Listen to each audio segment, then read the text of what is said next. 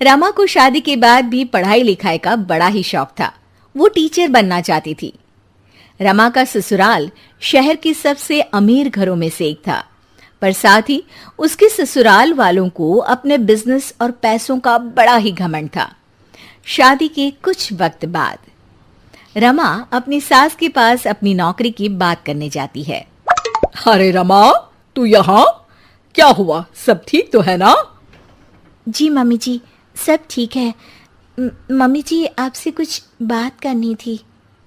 अरे रमा, अब तू बात करने को भी पूछेगी क्या? बोल पगली, जो भी बोलना है। मम्मी जी, अब तो शादी को काफ़ी समय भी हो गया है और घर में सभी काम के लिए नौकर लगे हैं।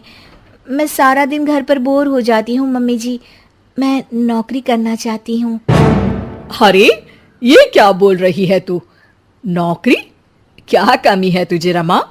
तुझे पता नहीं, हमारा बिजनेस शहर का सबसे बड़ा बिजनेस है और तू नौकरी की बात कर रही है? लोग क्या सोचेंगे कि इतना बड़ा बिजनेस, इतना पैसा होने का भी क्या मतलब, जब घर की बहू को भी नौकरी करके खुद का खर्चा उठाना पड़ रहा है। नहीं रमा, तू बिल्कुल नौकरी नहीं करेगी। पर माँ जी, मैं टीचर बनना चाहती हूँ।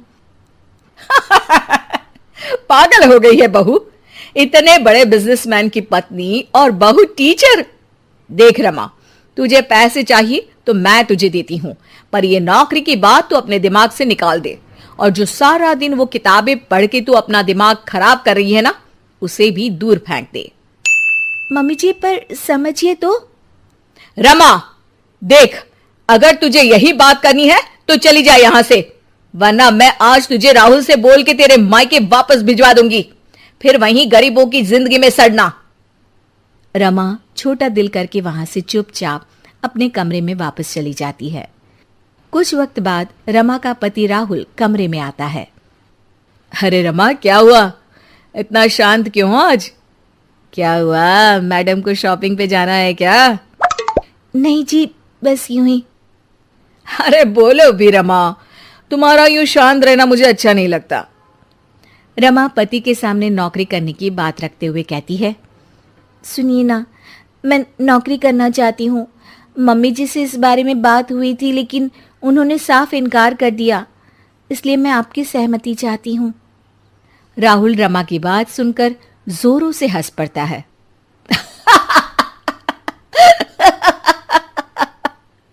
अरे रमा, तुम पागल तो नहीं हो गई हो? तुम्हें नौकरी करनी है। क्या कमी है तुम्हें? तुम्हें शॉपिंग पर जाना है तो मेरा क्रेडिट कार्ड लेकर जाओ, और वैसे भी तुम एक अमीर बिजनेसमैन की पत्नी हो, तुम भी ना रमा।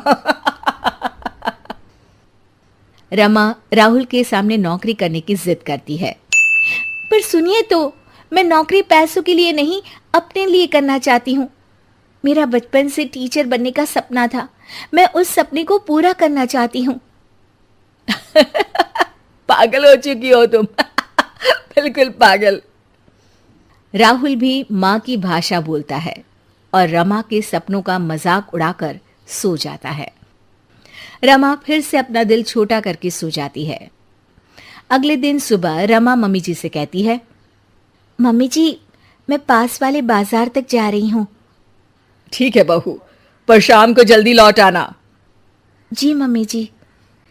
रमा सामान लेने मार्केट जाती है, तभी उसे रास्ते में एक पोस्टर दिखता है जिस पर लिखा होता है, टीचर की जरूरत है। रमा उसे देख बहुत खुश हो जाती है और बिना सोचे वहां चली जाती है। अब सुनिए, मैंने बाहर आपका पोस्टर दिखा, टीचर की जरूरत है, तो इसीलिए मैं अंदर चली आई। अरे मैडम, आप तो कोई बड़े परिवार से लगती हैं। हमारा तो बस एक छोटा सा एनजीओ है जिसके लिए हमें एक टीचर की जरूरत है जो कम पैसों में इन बच्चों को पढ़ा सके। अरे नहीं नहीं, मुझे पैसों की जरूरत नहीं है, मैं बस इन बच्चों को पढ़ाकर टीचर बनना चाहती हूँ। अच्छा मैडम जी, अब कल सुबह से रोज आ जाइएगा। रमा वहां से चली जाती है। अगले दिन, मम्मी जी, मेरी सहेली नई किटी पार्टी खोल रही है, तो मुझे कुछ दिन रोज उसके यहाँ जाना है। क्या मैं जा सकती हूँ मम्मी जी? सासू माँ खुश हो जाती है। अरे वाह रमा, किटी पार्टी, मैं भी चलती हूँ तेरे साथ। सासू माँ के साथ चलने की बात सुन रमा डर जाती है। जी जी जी जी माँ जी, वहाँ कोई आपकी उम्र का नहीं होगा, आप वहाँ बोर हो जाएंगी। अच्छा ठीक है बहू, तू जा, पर शाम को वक्त से आ जाना। हाँ। रमा सासू माँ से झूठ बोल बच्चों को पढ़ाने निकल जाती है। वक्त बीतता चला जाता है और कई दिनों तक यही सिलसिला चलता रहता है। एक दिन अचानक, अरे ये रमा के कमरे में कॉपी और पेन, ये तो बच्चों की कॉपी लगती है। रमा, ओ रमा, तेरे कमरे में ये बच्चों की कॉपी और पेन कहां से आया? रमा डरती हुई वहां आती है। जी जी मम्मी जी, वो बुक ना शायद मेरी सहेली के बच्चों ने रख दी होगी, तभी आज बैग खोलते वक्त यहीं रह गई। सासू माँ रमा की बात सुन शक में आ जाती है। अगले दिन जब रमा घर से बच्चों को पढ़ाने निकलती है तो सासू माँ रमा का पीछा करती है। अचानक सासू माँ रमा को स्कूल में रंगे हाथों पकड़ लेती है। ओह माय गॉड, तो ये थी तेरी किटी पार्टी। मेरे तो करम ही फूट गए जो ऐसी बहू मिली।